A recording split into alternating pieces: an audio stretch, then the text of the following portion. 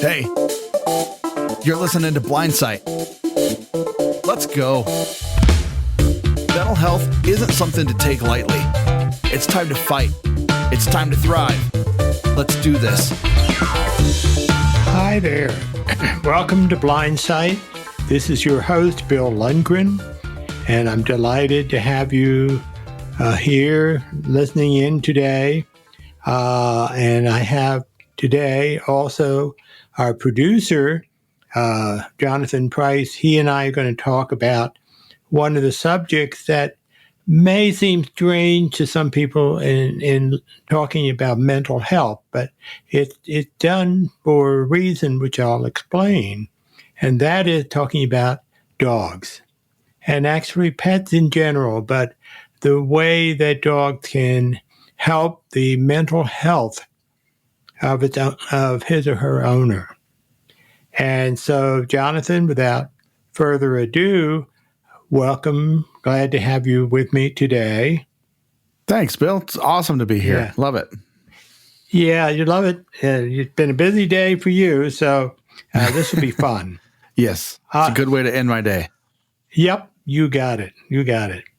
Well, what sort of made me thinking about dogs and so forth? I, of course, have had guide dogs for 30 years.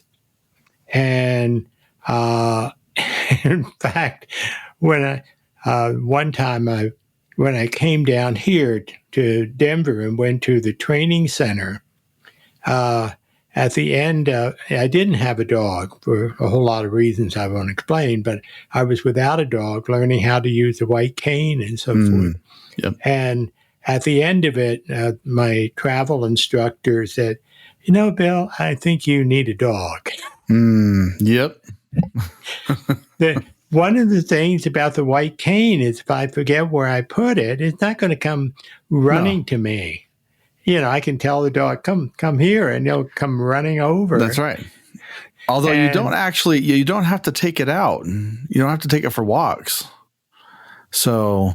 Well, yeah, but you know, that's the other piece of it. I think you don't have to take the white cane out, but you know what? We need to get our butts outside. That's right. We need to go be with nature. You know, I've mentioned several times that there are mental health institutes in Scandinavia where, as part of their program, the instructors take them for hikes in the wood. And we just had Michael talking about who's doing therapy with men in the woods and how therapeutic that is. Yeah. And having a dog, yes, I have to take Aiden out 4 times a day. But you know what? It gets me outdoors. I happen to live on a park, which is a big benefit, but anytime I can get outdoors instead of being in my study is good for me. It's good for my mental health. Yeah. And also with a dog, a guide dog, I can do a lot of things and go places that I just wouldn't feel comfortable going with a white cane. Sure. It just doesn't cut it for me. Right. Now, for other people, it's fine. But in general, I think one of the things that's real worthwhile for people to consider, particularly if they live alone or they just don't have someone around who can go with them places or wants that independence, having a pet, having a dog can do so much for your psyche. Yeah. And, you know, it's whether it's a guide dog or any kind of pet, you know, it gets you out of yourself. And there's nothing certainly that gets my mood going when, you know, my dog comes running up, is all happy. You know, I may be in a bad mood and he's wanting to be petted and wants to pay attention to me. And so it changes the atmosphere. It's funny how it does that, huh? Yeah, absolutely. And in fact, I know a therapist who has told me that when she's working with someone with blindness and has a guide dog,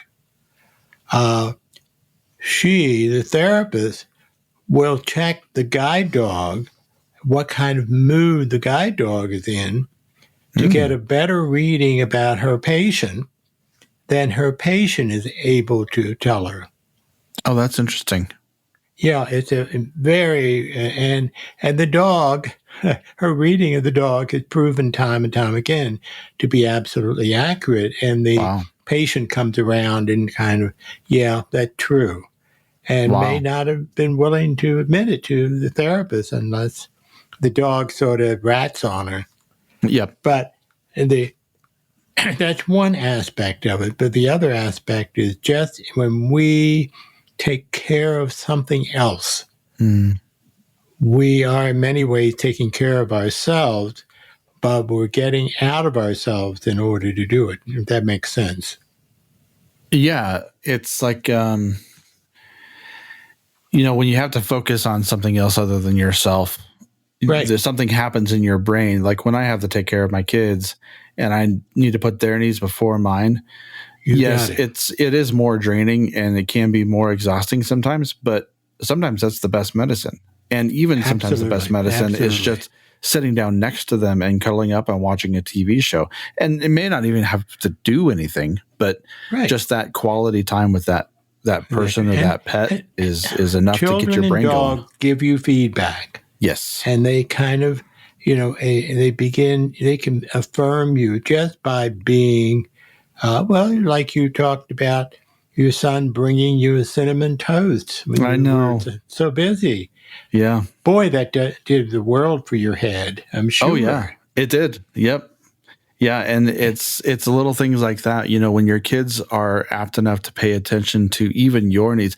Now, there's going to be some times that they're going to say things that will be like, wow, I wish you hadn't have said that because I really feel like garbage right now. But they're kids and it's kind of what they do. It's kind of fun. And I don't want to get too far off into kids, but when you have those relational things that, especially with dogs or a service animal or a pet of some nature, you have that release of the oxytocin, and you have that bonding chemical and that hormone that gets released and the dopamine from that helps bond you two together. Exactly. And I haven't this year taken a lot of time to go hiking.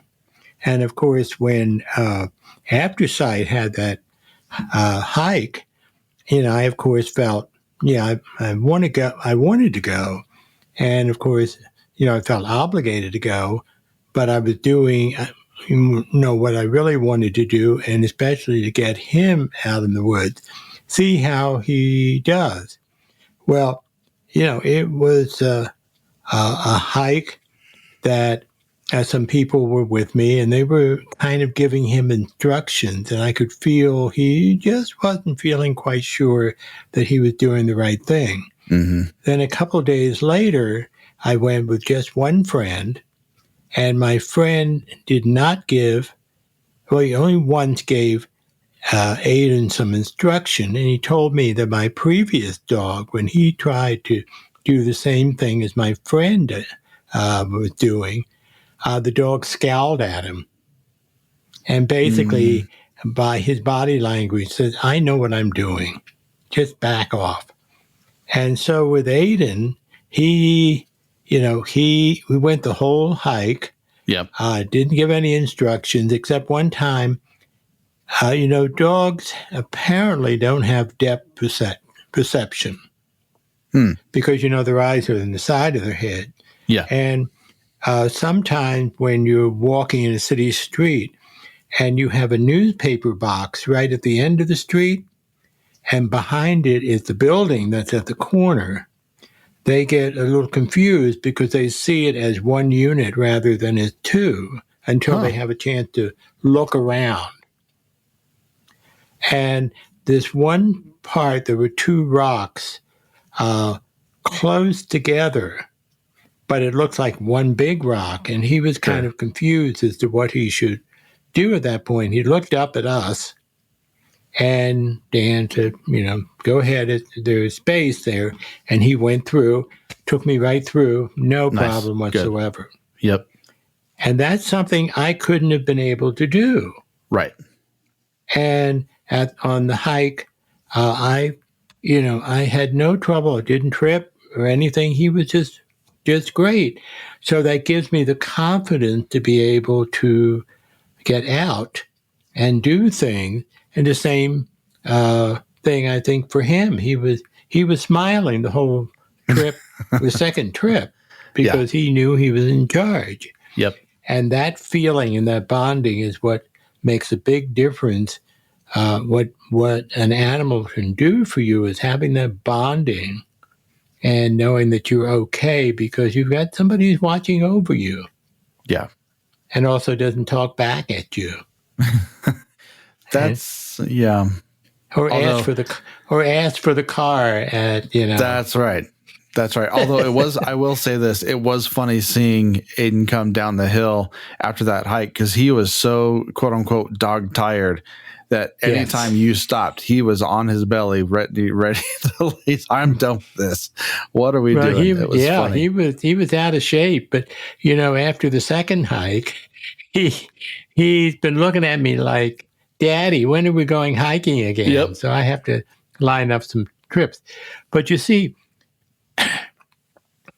I believe in using whatever is available to help us feel mentally healthy.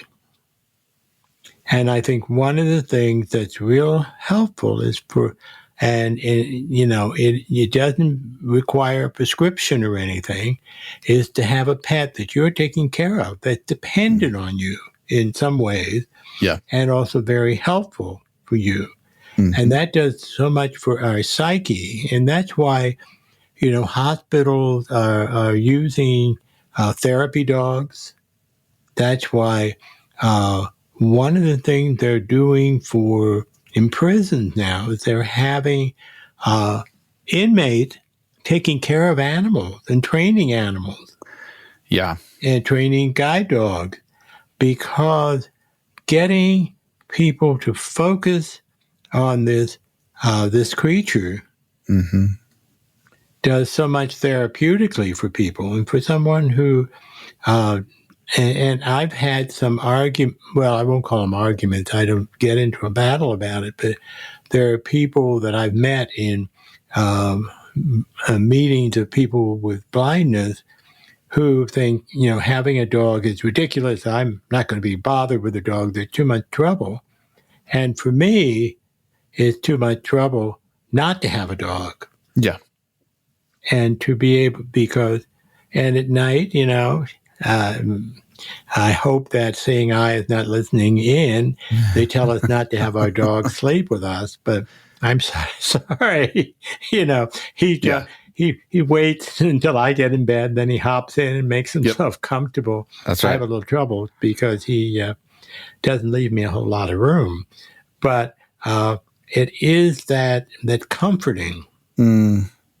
It's comforting, which is, I think, in many ways very helpful for us. Particularly, I think of older people who have developed macular degeneration and so forth. What often happens is they'll retreat because to try to learn how to, get out with blindness, they just figure it's easier just to hang around at home. And yet that's exactly what I frankly think they should not be doing. Yeah. And having a dog or having a pet that you're taking care of helps you to get your mind back in sync with the world. And, well, there's also there's also a familiarity and comfort to knowing that when you get home, somebody is waiting for you. Yep, exactly.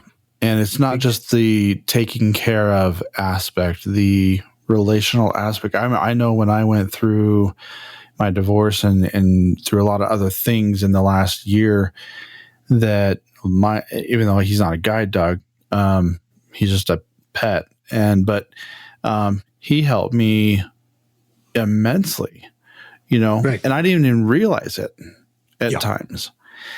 And there were some very dark days in there, obviously, but the ability for him they do, but the ability for him to carry that burden without really any, they just want to play, they just want to throw the ball, run around, chase squirrels, and they're like men. We're very simple creatures. We just want to go play.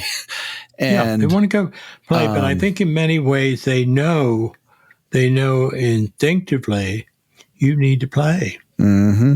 Yeah. You need something. They can pick up our moods. You need to go for a walk.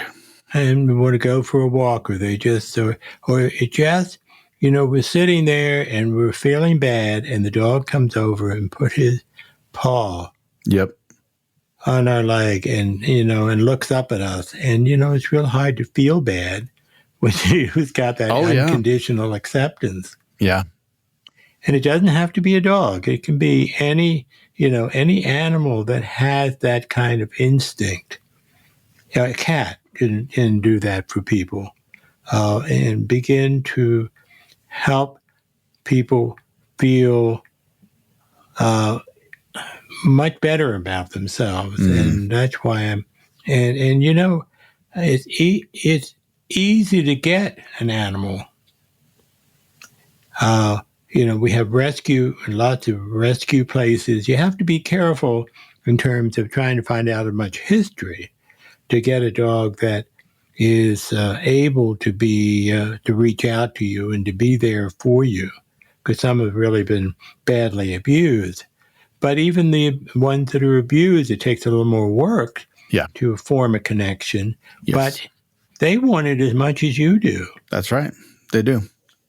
I know Logan, my dog was an abused dog, and now he came from a family who loved him very much, but it still took him a little while to get used to me and our way of life. But, within a matter of a day, 2 days, he was bonded, and now, he's sitting right next to me under my feet and just kind of hanging out. And he's a 85-pound dog. Wow. He's old. Oh man. No, but is that in dog life, or is that in that's human right. life? Yeah. No, he's a 3-year-old, but he's a big dog, but he just loves to cuddle and play, and it's so very comforting. Good. Yeah. Yeah, and of course, us men, we don't want to admit that we need comforting. We're trained not to ask for that, but the dog gives it doesn't care. The dog just gives it, without any hesitation. And again, particularly for people who are struggling with with depression, struggling with anxiety, struggling with getting used to having blindness or whatever it is, the dog just doesn't care. Yeah. He or she cares about you. Yep. And that's, it's sometimes that's more than you can expect from humans. Mm-hmm. But and as I say, it doesn't have to be a dog, a cat. When you're caring for something and that creature returns the favor to you, then that is meaningful and therapeutic. Yeah. Now, the advantage that people have with guide dogs, of course, that we can take a guide dog any place. Yeah. And we have to have, proof of being a guide dog. I knew a friend of mine worked for one of the airlines in customer service, and she got a call from a steward on an airplane. He said that someone was coming on the plane with 21 dogs. Oh my goodness! And she was claiming that these were her comfort dogs. Whoa! Now the flight was leaving from a city where there was a major dog show in the area, Yeah. So the people were a little bit skeptical about what she said. And of course, my friend said, no, this is a scam in essence. And now airlines have cracked down. They're not accepting comfort dogs anymore. Wow.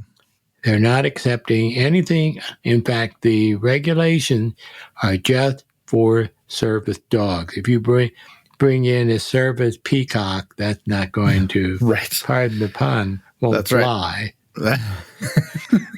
But they can go anywhere. And in fact, in most European certainly European countries, but most countries allows you to bring the service animal with you, service dog with you, which is a real.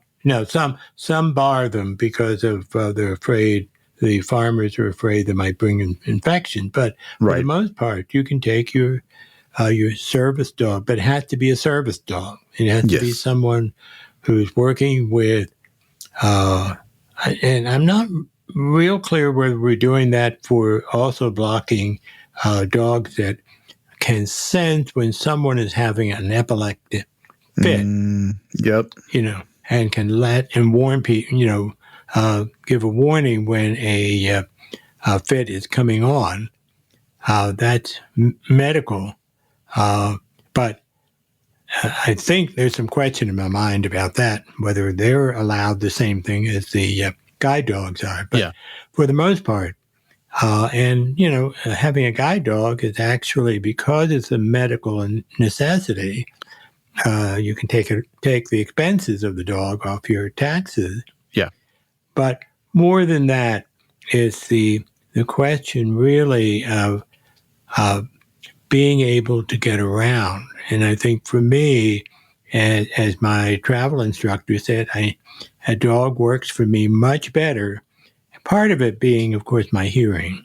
And so that I'm trained, the dog works with me in all those areas. And they also, I think the school knows me well enough that where I get my dogs, that they also check the dog out for hiking. Gotcha. Yep. And, and then again, I wouldn't hike unless I had a dog who can really follow. And, we, on that trip, on your hike, there were deer. And the deer, my dog doesn't look at deer or squirrels or whatever when he's on duty. So it makes a big difference. But I think therapeutically, in terms of having that comfort, that creature that cares about you and gets you out of not only your funk, but also gets you out of the place where you live, is part of mental health, in my mind. There's the third aspect I've got to, I sort of mentioned it, but I want to highlight it too. A lot of people don't understand, whether it's a guide dog or any kind of service dog, the ability that the dog has to take care of you. And they intervene or they violate all the rules. And you have to be, and one of the things you have to learn when you have particularly when you have a guide dog, is how to let people know that certain behavior, like trying to feed the dog or petting the dog, is not acceptable. That's hard. Because this is a working dog. Now, what I've seen, and being somebody who has a guide dog, yell at somebody who does that. Mm-hmm. And I don't think that's really very helpful for anybody. Yeah. But one of the things that people may need to do is take a look at how they can let someone respectfully know that something is taboo. Sure. But not, get into a big fight with them. And then that's good training for us, in terms of relationships, and also in terms of helping people, other people who aren't familiar with guide dogs, what's the correct etiquette? Well, I've seen even yesterday when I was in the airport, a beautiful husky was wearing a harness, and it had the I forget what it's called, but it has like the bar that goes across like the hand with the harness, you mean? Yeah, just a harness. Yeah, but it was harness, yeah. black, and it didn't really have any markings outside of some white lettering on the very back of it, and it wasn't super pronounced. It said service dog, and I knew what it was, but it wasn't very prominent as a service dog, harness. And so it is one of those education things where the public needs to understand what the protocol is, right? What a guide dog looks like, what their harness looks like, and to make sure that they're paying attention to all of those signs.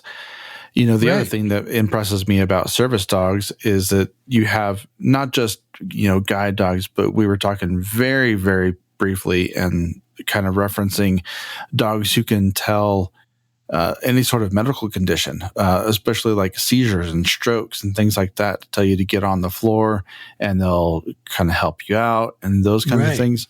These animals are amazing. And they are amazing. I think we take them for granted more than we care to admit.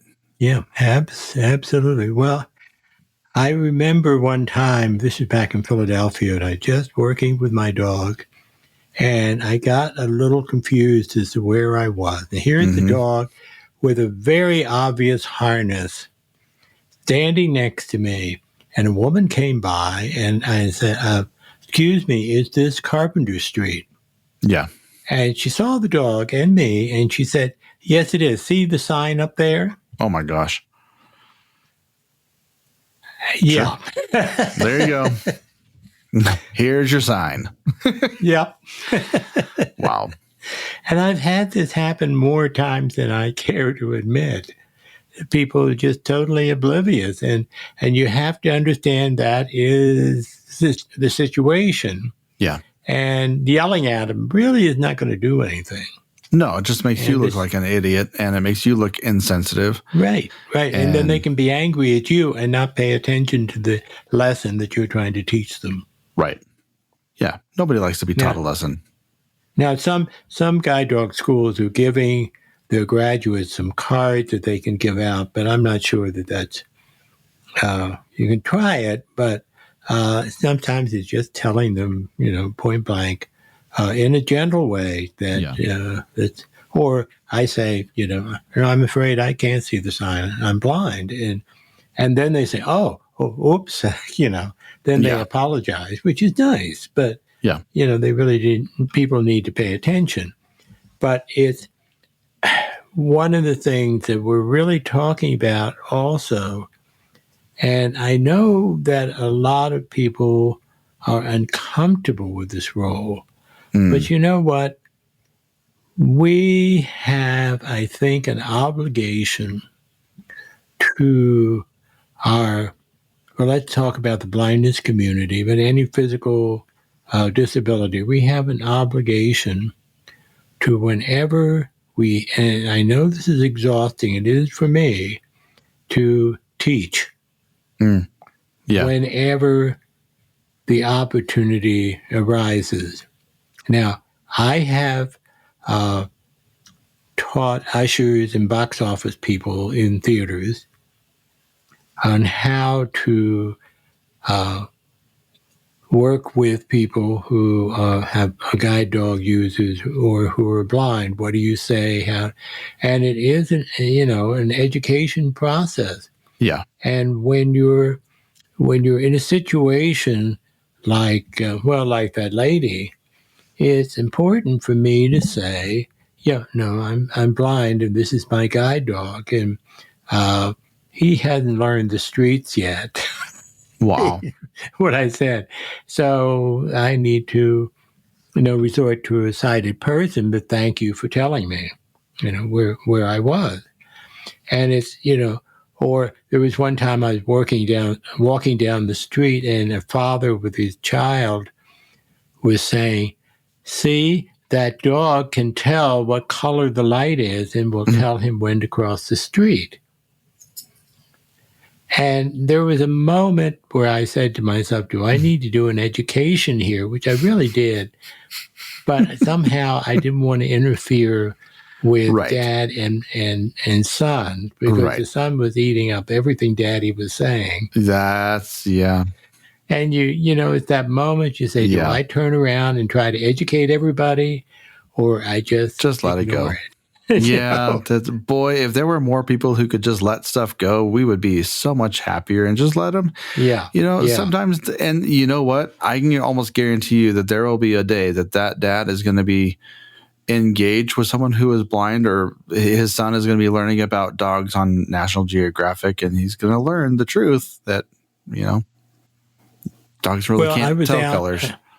I was out just a little while ago. I fed him and took him out, and a woman came up, and we were talking about dogs, and and I said I was going to do a podcast on dogs and mental health care. And she said, her mother has an emotional support dog, and I told where, and then she asked me about the podcast, of course, and I didn't hesitate for a moment to do a selling job on it. Yeah. So we may have another listener, on this program. But the point is that we have to, those of us who have blindness need to have the right to be out in society. Those with any physical disability, we have a right to be out in society. And we also have the obligation to teach people as to what is appropriate to help us if we need any help at all. I've said on this program, people say to me, do you need help? And my response is, oh, I'm beyond help. And I do that to bring a little humor to it. And people then are ready to hear what I have to tell them. Yeah. About what I need or what I'm doing, or the fact that, yes, I'm a blind person, but because of this guide dog, I don't really need any help, but thank you. And in that way, we can make a dent. When I go into a doctor's office, and doctor, I don't know what happens, but the receptionist or the nurse or the practitioner grabbed me by the arm and to take me to the doctor's office. Yep. And I have to take them up. Hold on, let me take your elbow. And I do it as a teaching experience. And I said, when we go into the doorway, maybe not wide enough for all of us, so you move your arm behind your back, and then I will know to single file. And they're very grateful for that. Oh, yeah. Because they didn't know. All they knew was they had to get me from point A to point B. Right. But if we can do it graciously and put in some education, then hopefully the next time she sees someone who has a dog or is using a white cane, that he or she will know what to do. Yeah. And be and that can be very affirming for a patient when they're in a place where people know what to do. Yeah. And that helps everybody. Yep. But I know some people said, I'm tired of teaching people. Yeah, I know. That's one of the problems. But then again, when you have a success and somebody says, oh, I'm so glad you taught me this, or I'm so glad to learn this, then you say, okay, maybe it's tiring for me, but for the next person, it's going to be some kind of benefit.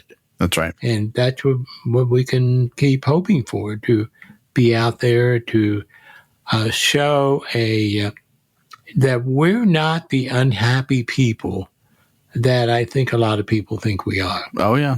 That's for sure. And so, and we in fact have contribute, and we can contribute in teaching people something they didn't know before. And they have an animal that, loves us and is able to do what is necessary to get us from point A to B. Yep. And to just be there. And, when I love it when I sit in the doctor's chair and Aiden just flops down and goes to sleep. He's not going to interfere in any way, shape, or form. Right. And I think people are impressed with that.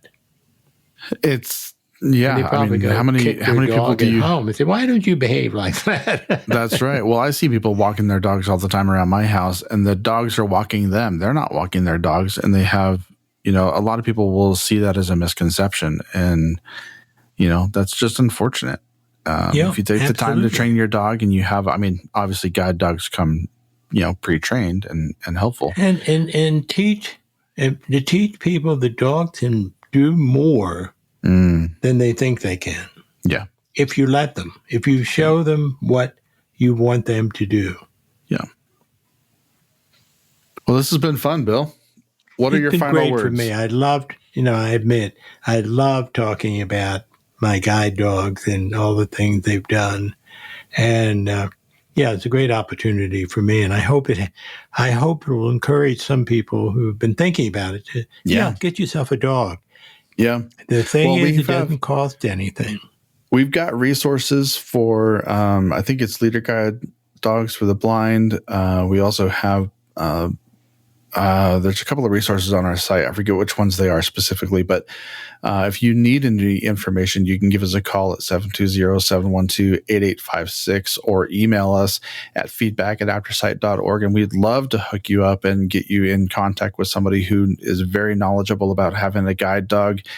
I think even Evan was considering getting a guide dog once upon a time. And, there are benefits and cons to having a guide dog. It just depends on what you want, where you are, where you're at in your life, and, guide dogs not necessarily are for everybody, but that doesn't mean you don't need a dog, or maybe you want a dog. You just don't need a guide dog, and there's, all sorts of situations for different things. So it's a unique road to walk down, and we hope that you're able to. I'm so glad I to do did. that. Yeah. Mm-hmm. But that's for me. That's for me, not for everybody. Yeah, absolutely. Well, this has been another episode of Blind Sight. Been glad that you've been with us. Remember, feedback.